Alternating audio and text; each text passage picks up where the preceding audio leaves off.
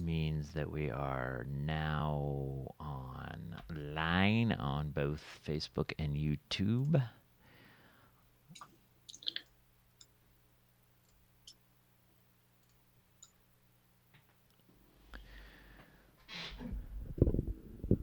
Hey, good evening. I keep doing this hey thing. I gotta stop doing that. Hello, good evening. Hey, I just did it again. Oh, Josh, can you please can Habits. you I know, exactly. I haven't quite programmed you yet. I just realized that. I need to fix this here. Joining me tonight is Josh Cordell. Josh and I have started a weekly series. A couple of guys talking about feelings. I know that's a novel concept, but that's kind of what we're doing. So for those who don't know, this is Josh. Hey, Josh. Hello. Good evening. Matt, how are you? I'm doing good. Good. Josh is infamous, notorious as being, I don't know what you want to say, infamous and notorious, but you were, how many years were you Summit High's coach, tennis I, coach? I coached the boys tennis team at Summit for 17 years, and then I coached a little bit of basketball while I was there, and then I've just been away from that for 2 years now. So And, and, yeah, and of those 17 years, Josh, how many state titles did you win? we won 10. I'm sorry, we won 8 in the last 10 years. So in the final 10 years that I was coaching, we won 8 out of 10. I was very fortunate to have a pretty amazing crew come through there year after year, and yeah, we had a lot of fun. So great. That's kind of been a big part of everything that I've been able to do now with the coaching and mentoring that I do for young people. Really kind of started with the coaching on a high school sports team, and learning how to go how to interact with young people and how to build people up and try to be the best that they could be. So yeah, super fun times. Uh, Before we get into how you are doing and how we're doing together collectively, it's a sort of a tough week for some of these kids because there's some things going on right now that probably I would imagine some seniors are a little frustrated with. How's that going for them? Yeah, there's lots of kids are having a really hard time with losing this season of life that they were very excited about, and it's tough. The kids are having a tough time, and a lot of the kids I'm talking to are kids that have really overall good situations that they live in and have really like positive family and that kind of thing, and they're still having a hard time with it. I think it's just an overall thing of where especially senior athletes feeling like they're missing out if this is their season. If they were a senior tennis player or golfer or track athlete or baseball or softball or ultimate frisbee or rugby, the spring is really full of high school sports. Lacrosse, lots and lots of lacrosse players, and so yeah, it's a tough time for them, for the athletes who are really missing out on. And it's not just the sport; it's just that it's like that's their community. They find a lot of identity in that team that they're on, and so not being able to be a part of it is a tough time right now.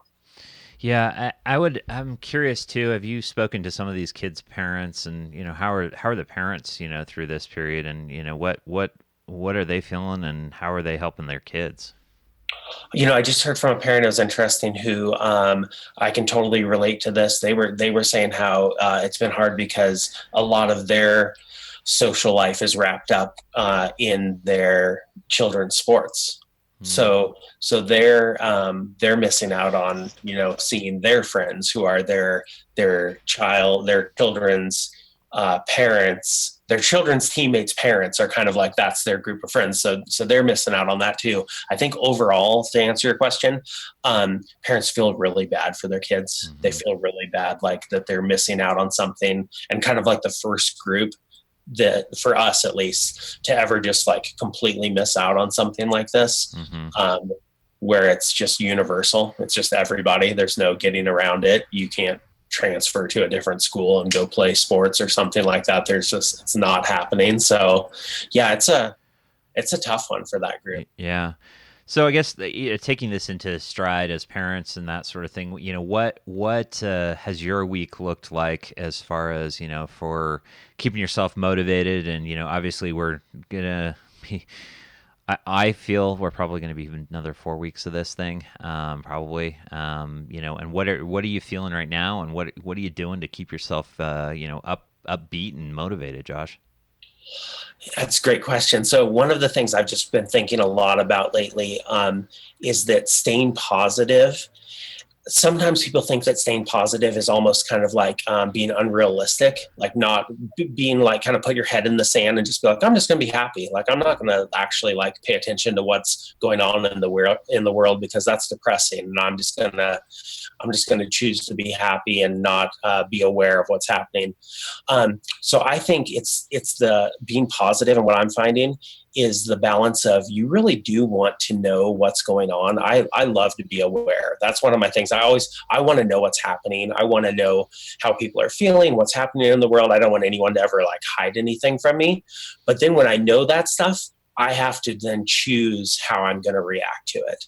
So I think we're just inundated with negative content and with depressing news. And so how do we take that in and then choose to be positive despite knowing all of these things? So in answer to your question, what have I been doing? I've been really reaching out to a lot of people to have conversations and just have conversations and just ask the question, how are you doing? What's working for you? What's been a positive that's come from this situation?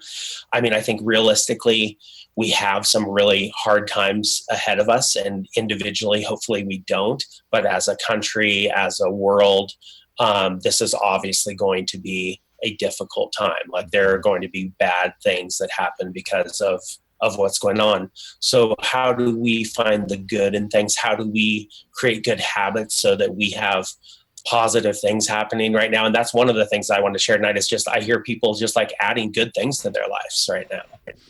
Yeah, and what I mean, there's a lot of positive things. I mean, the reality is if you look out there, there's a lot of within a lot of the negative. There's actually just some incredible things going on with this community, from pandemic partners to the new Hearts on Doors. I can't remember exactly what it's called, but there's some incredible things. And as a community, we're really, really kind of coming together and doing that. And yeah, we're just we're in the beginning of it, but I think it's going to take a collective sort of all of us, like you're saying, making that choice, because that is extremely important. And so when we put, like for instance, the hearts on the doors, I mean, that is a choice that we are making to put those on our doors. And it's just such a, for me, I mean, both of us have lived in Bendel, pretty much almost all our entire lives. And it's just such a positive thing to see that happening more than anything else.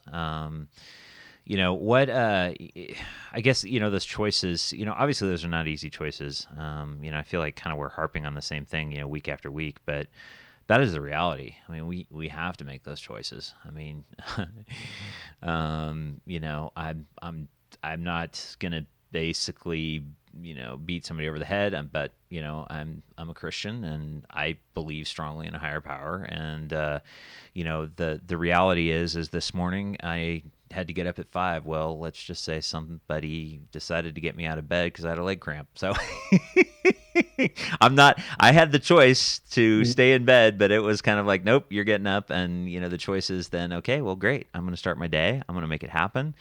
And it's just been a great day because of that more than anything else. Uh, isn't Yeah. that awesome? And I mean, that's the truth is, so uh, I've had great days. Like I've been having really great days. I've been having really like enjoyable, fun days. Today, my 6-year old, who's a kindergartner, had a Zoom meeting with Oh, her class, and it was hilarious. It was a bunch of kids speaking over each other and making faces and saying, "Hey, hey you, hey you, hey you," in a big conference chat, and it was hilarious and it was great. And we've gotten to see just lots of, and she loved it. And we're doing homeschool, and we did PE in the kitchen today. We did a lot of dribbling and passing the ball around, and I'm having a great time. And my days have actually been awesome. And so there is that, like, in the back of your mind, you're like, man, there's some people out there really struggling, obviously. And we just, we know the financial implications of this. And there's just so much heaviness with this and so much uncertainty. And uncertainty for me is just one of the hardest things in life. I love certainty. I think we all like to know what's happening and what's going to happen next, but there's a lot of uncertainty. And I think that one of the things I've been thinking about lately is when things are uncertain, um, we really have to cling to the things that we are certain about. We really have to hold tight to the things that we very much like believe in and hold to be true. And that has to do with faith, and it has to do with our strong relationships we have with people. And it really has to do with knowing yourself and who you are as a person, and being like, I'm going to be this person, regardless of if things are good, bad, or something else. And so it's really an opportunity. Like this time, I think that one of the things we're going to look back on this time and think is, wow, that was a unique opportunity that hopefully we don't have again. I don't hope that we have this opportunity. Right, exactly. but a real opportunity to be like, you know what? I'm going to dive into this thing. I have some time that's been given to me. I'm going to focus on this. I have some things that were distractions that have been taken away. I'm going to focus on what matters. And obstacles are opportunities. I say that just all the time to my clients. Obstacles are opportunities. And, I hate the saying, what doesn't kill you makes you stronger, because it's not always the case. Sometimes something can almost kill you and you don't come out stronger. You just come out almost dead. Right. And, But what doesn't kill you can make you stronger if you are able to grow from it, right. And if you're able to overcome it and then say, that's something that I overcame, and now I know I can overcome other things. And so I feel like we're right in the middle of like an opportunity to overcome. And I think a lot of people can come out the other side of this really knowing themselves better and really growing as people. Hey, so Josh, a quick question. It's funny. I need to be looking this way, even though it doesn't feel right. This is the camera. It's right in front of me, so I need to be looking this way. I know. Well, see, I'm going to look at you. You're like in the corner of my screen, but then I'm giving like this like side look thing. Yeah, no, that's bad. We'll see. I don't mind. I would love if you could share one of those moments this week, and I know you will, just because you're that kind of guy, that you got to a point where you were like, okay, I have to make a choice at this point in time. I got to make a choice to be positive, because if I don't, it's just going to take me down this nasty rabbit hole. So what did that feel like, and what did that look like for you, Josh? Yeah. Okay. That's a great question. So I'm really open about things. One of the things I try to avoid talking about is finances, because for one, it's not my area of expertise at all. And I like to talk about things that I feel like I have a better grasp of and that I can help people with. But this week I was looking at my finances, and I was like, oh, this could be a problem. This is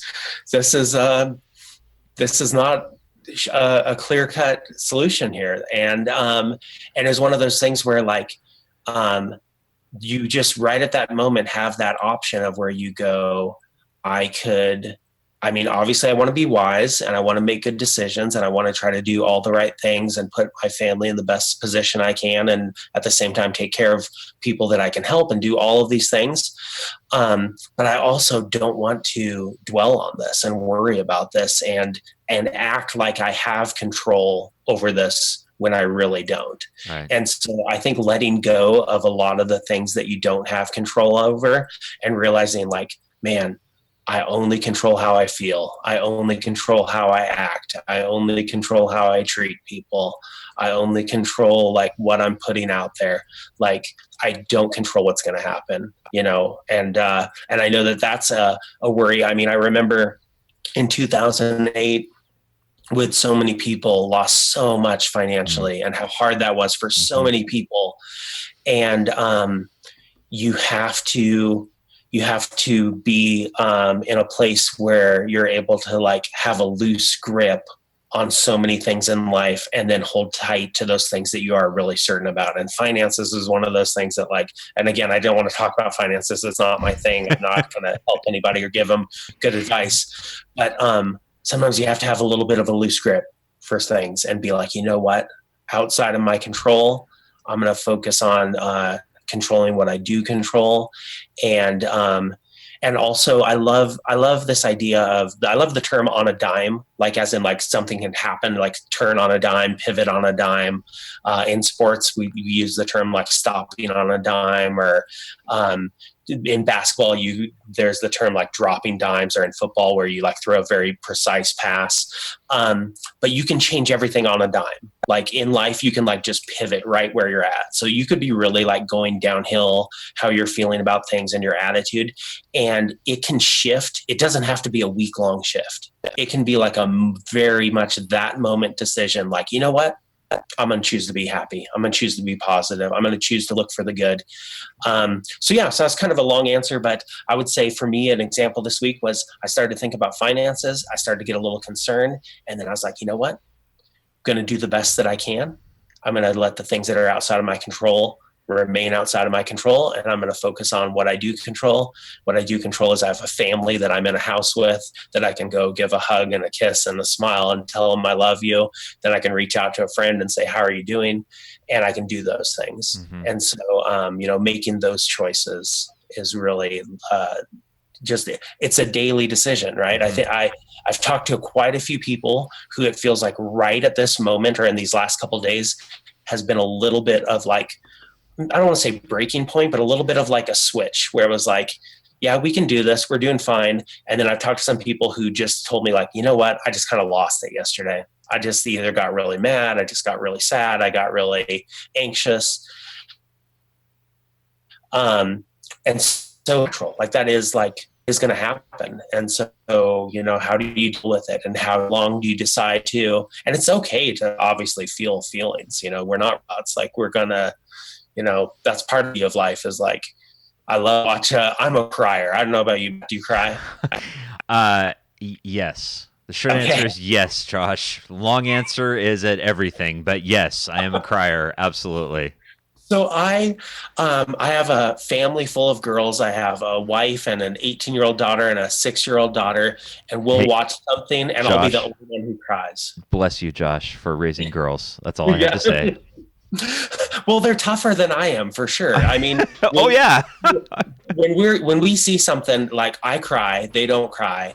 Um, and I was just talking to one of my friends the other day about a memory I had of where it was towards the end. It was like the last season of Parenthood, and I remember I was watching it. My family was already asleep, and I was like had recorded it, and I was watching an episode, and I cried, and I sent a text message to one of my friends, big, strong, manly guy who's really, you wouldn't think this, but I know him, and I said, I cried tonight at Parenthood. How about you? And he's like, I was just bawling. I just so I mean, it's good. I think part of what makes life amazing is like feeling feelings. Like we should feel stuff, but you also have to like know what you want to feel and know like how deep am I going to go in this? Am I going to, feel this for a second and then be like, that's not where I want to live. Like I want to live in a more positive place. And so decide to be more positive. Yeah, and I think that's ultimately the choice that we have, and that that emotional. I think that's the important thing too is that we have to admit the emotions. I mean, we have to be, if we're getting down on ourselves or we're starting to feel poorly, if we don't take a pause and realize why we're there, I think Mm-hmm. we can't make that logical next choice to say I can choose something different.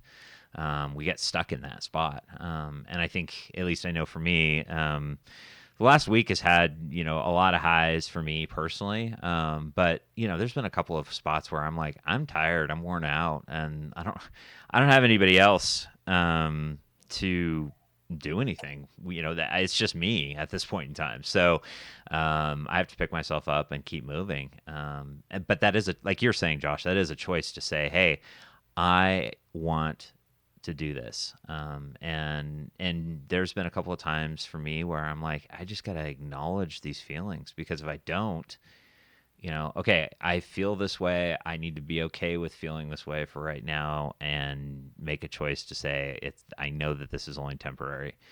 And that's not to say that there aren't people out there that unfortunately are battling depression and other things that are just they're more than just that logical choice. But I think most of us, or a lot of us, can actually make that choice. And yeah, we're definitely in some hard times. We have to choose something a little more positive. I think more than anything else, for sure. Yeah. And with that point you're making there for people, I 100% agree with you. And we have to be willing, like you and I are talking about this stuff right now. We're being honest. You have to have someone to talk to. You need to talk to someone. Like, don't go it alone. Like, don't, especially if this is feeling really heavy for you. If right now feels really heavy, and if ever, like, and I'm not a therapist or counselor, this is just like life advice. If life ever feels like you're going to do something drastic that you wouldn't just do on the normal day, then talk to somebody before you do something drastic. You know what I mean? Like, this is just, I just hear things about like alcohol sales are way up. Obviously, people are very isolated. There's lots of people who are feeling very anxious and are worried. And it's like, this is just not a good time to try to go it alone. Like, don't, like, reach out. Like, there is definitely somebody in your circle that you can find to talk to. And especially, I think people are understanding right now, if you reached out and said, I really need to talk to someone, I'm having a hard time. If you don't get a good response on the first one, reach out again. Reach out to me, reach out to Matt. Like, we'll talk with you. Yeah. May not have the best answers for you or anything, but I'll listen to what you have to say, because you just really shouldn't do this alone. You shouldn't ever feel like you're going through something hard alone. Yeah, and I think that's important. I mean, I know that there's Al-Anon groups that have gone to Zoom meetings and stuff, and that's the important thing, is to just figure out if you can find those groups. And there are, you've got pandemic partners, you have all these other ones that are filling these niches, and they are connected, and they know the resources. So I think now is the time that we just have to lean into community even more. We can't, even though we are. It's funny. I was just going to say socially isolated, but I don't know that we are. I mean, here's a good example of we're not socially isolated right now, Josh. I mean, when's the last time that we have spent 2 weeks in a row talking to each other for Right. 30 minutes? I mean, Right. we've had coffee. No, I don't know, once every maybe 2 years we have coffee. Maybe every right. year. Right. So I Yeah, mean, the it's last time I saw you in person was the Boys and Girls Club fundraiser. I got to see you for like three oh yeah, minutes, maybe 2 minutes. yeah, flannel And and it was like, frost. Yeah, oh, that's right. hey, how's Yeah, it going? yeah, Good. Yeah. yeah. And so now is a time. Someone made a great point the other day. They were like, pick up your telephone and call someone, because guess what? They're home. Like, that person you may not have been able to get a hold of in the past, give them a call, because they are home right now. Yeah. Yeah, unless they're one of those essential workers, then obviously won't be. But Right, I think that's right, a small percentage these days. yeah, seriously. I mean, I think that is a really good point. Is that those people are home. I think that at this point in time, we can, even though we're socially isolated from a standpoint of, again, I think we are isolated physically, but we don't have to be socially isolated. We don't have to be emotionally isolated. We have the ability to talk in groups, call people, like you're saying, Josh. I mean, the reality is, I could. It'd be fun. Actually, I should try it as an social experiment. I should just throw a Zoom link in. I know there's been some weirdness going on recently with people coming in and putting porn and that sort of thing, but I should just. In like Zoom meetings, you mean? Yeah, yeah. There's a Oh, trick and a tip that it's like, okay, you gotta make sure it's locked down in a certain way. mhm. But at the same time, I think it'd be fun to just try more than anything else and see what happens, from a conversational standpoint. People, unfortunately, people are, they're gonna jerks are gonna be jerks more than anything else. And I wish Right. I wish we could all choose the better road, but unfortunately, people just like to heckle. But we Yeah. aren't we aren't we are not we are not we again, even like this you were saying, Josh, choices. We're not socially isolated if we don't choose that. I mean, we can choose to yell over the fence at our neighbor. Totally. Yeah. Pick up the phone and call our neighbor. Pick up the phone and call somebody. I mean, Heck, I mean, I don't know how many contacts you have in your phone. I mean, I'd be interested to see because I mean, the reality is I could probably call, I don't know, a quarter of them, and they would at least pick up my phone and talk to me. So, Right. Right. these positive thoughts and these things are, there are action steps that we can definitely take. There are, and that's one of my encouragements to people. In fact, if you take anything away from this conversation, here's my challenge to you: um, reach out to someone who reach out to two different people. Reach out to someone who you just want to talk to, and you just haven't talked to in a little bit, and then reach out to someone who you're like, wow, I really have not talked to that person in a long time. Like I just like have not. So I tried that yesterday. I actually left a voicemail for a friend and I'm waiting to hear back from them. But it's someone who I haven't talked to in a really long time. And it was like, oh, like we got time.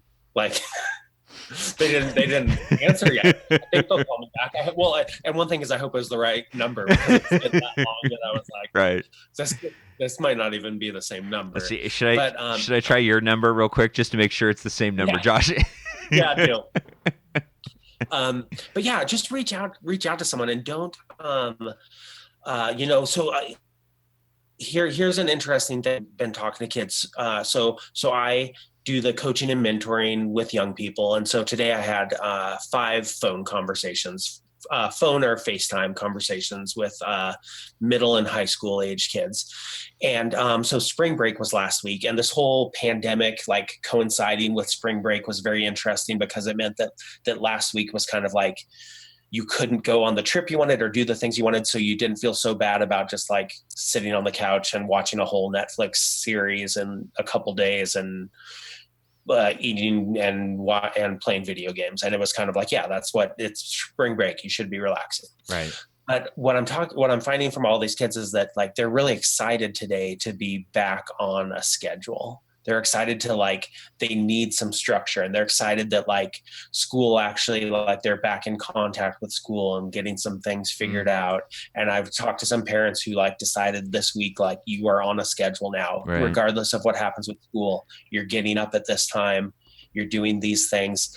One of the kids I was talking to is awesome. He's like, this week I'm learning how to do my own laundry. I'm learning how to cook. We're doing basically like a whole bunch of things in the house that are like on a schedule, where my mom's showing me this, my dad's showing me some things with the car.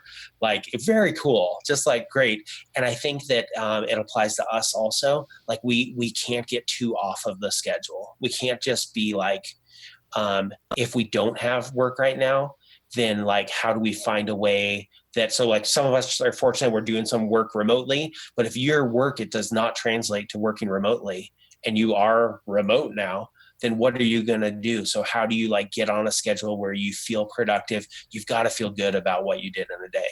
It's really hard for me to sleep if I don't feel like I accomplished things in a day. Mm-hmm. If I go to bed and I feel good about what I did that day, I'm like, oh, I fall asleep. Right. If I go to bed and I'm like, oh man, what did you do today? Then I like wrestle with that. Right. And I imagine I'm not alone in that. I think that we sleep better and we just feel better when we're like, that was a good, productive day. So I would encourage people to get on a schedule and then reach out to someone new, like who you haven't talked to for a while. And then here's this is totally separate, but here's a great opportunity.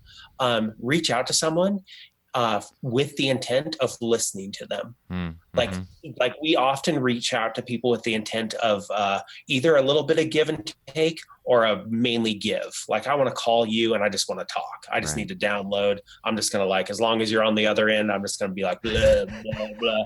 But like to call someone and be like, how are you doing? And I just wanted to hear your voice and I just wanted to hear how you're doing, and to ask open-ended questions and then just listen. Mm-hmm. Mm-hmm. And to actually then to try this move of where when someone tells you something, especially if they tell you something big, then your response is, oh, tell me more. Mm-hmm. Like instead of saying, that reminds me of a time in 6th grade. I got a story for you. Right. Were you done? Because I've got something you're going to love. Yeah. This. Let me tell you this. But to actually say like, oh, wow, tell me more is a really powerful, powerful thing. Yeah, it really is, and that's the intent. And I think I did talk to somebody earlier about this. Is that I think it's kind of funny with all of us having these Zoom meetings. We actually are becoming better listeners because we can't necessarily talk over each other. It's one of those that it just completely goes haywire. And so if you really are trying to have any sort of conversation in a Zoom, meeting or whatever, teleconferencing and whatever that is, you can't talk over somebody, which is kind of interesting. And I wonder at the end of it, if we're all going to be better conversationalists because, hey, we spent the last month basically listening instead of talking, you know? Right. Right.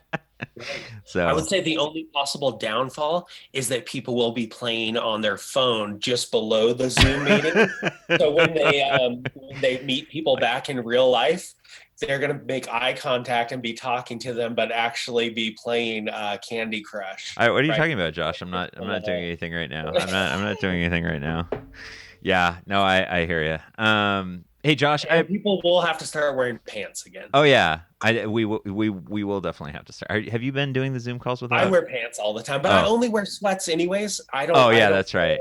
I only wear like warm up clothes like my all day every day. So this is just like what my wardrobe was made for. You know, Is it's funny. We did or I helped with the City Club of Central Oregon stream, and the back channel communication is we all needed to wear shirts and pants. That was literally stated in the notes, which I don't know how much was in jest or not, but I think it's applicable that we all and I think that's actually an interesting thing is like you were talking about being on the schedule. The ability to get up, take a shower, put real clothes on. I mean, it's that can help start your day positive sometimes if you've been living in sweats all the time.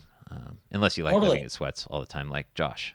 Yeah, exactly. But I shower before I put the sweats on in the morning, and they're new sweats. Oh, Not okay, okay, they're okay, not just like sweats. I just try to have a lot of sweats. okay. All right. So Like you I just you have like 14 pairs of sweats and 2 pairs of pants. Is that what you're saying, Josh? yeah, one or two, maybe Okay. one pair of Okay. pants. All right. Okay. Yeah, Hey Josh, appreciate it, man. yeah. Love these weekly chats. I mean, I think both of you and I are committed to just having man to man talk about some stuff, and I think whatever we can do to because it's a tough time, and I appreciate you joining me and just sort of having those conversations. So Thanks, Matt. hey, Yeah, yeah, thanks, absolutely. Josh. Hey, have a good evening. Good work. Yeah, have a good evening. Have a good week, and we'll catch up next Wednesday. So I appreciate it, Josh. Okay. All right, Thanks a I'll lot. talk to you soon. Thanks. All right, Okay. all Bye right, bye. bye. That was Josh Cordell. He, remarkable individual. A lot of people in this community do know him. And like he said, of those last 10 years, he won, I think he said 7 or 8 state titles. Um, I'm signing off for the night. I got to go do editing. Yeah, I got to go do editing. But let's see. Tomorrow's Thursday. Probably won't have any content on Show Up Central Oregon. I will be assisting with the Chamber's webinar. So if you haven't registered for that, or you want to go hear what our state senators, our U.S. excuse me, not state, but U.S. senators are speaking about with Jeff Merkley and Senator Ron Wyden also, they'll be on that webinar giving some high-level briefings. And then again on Friday, I'll have Senator Sherry Helt coming on. Saturday, we are looking at potentially, we'll do Janelle Bean again Saturday morning. Also, potentially have some other kids programming we're working on, which we will be announcing. So, some fun stuff. And then also, I am working on a locals only musicians showcase. I know there's a lot of musicians playing out there, but what I'd love to do is just get one place and play a bunch of musicians back to back to back to back to back. So have a way to do that. I'm going to work on that. And as always, if you got any questions or anything, hit me up in the chat. Again, we're also available on YouTube now. So it's one of those things that for those people that don't necessarily have a Facebook account and you want to share some of these videos, you can do that. YouTube, if you do a search for Show Up Central Oregon, you should be able to find it. And go subscribe also. So thanks all. Have a great evening. Get a good night's rest. And like Josh was saying, just choose to be positive tomorrow. It's not easy, but we all have a choice at this point in time. So let's all choose to be positive and let's all show up for Central Oregon. Good night, all.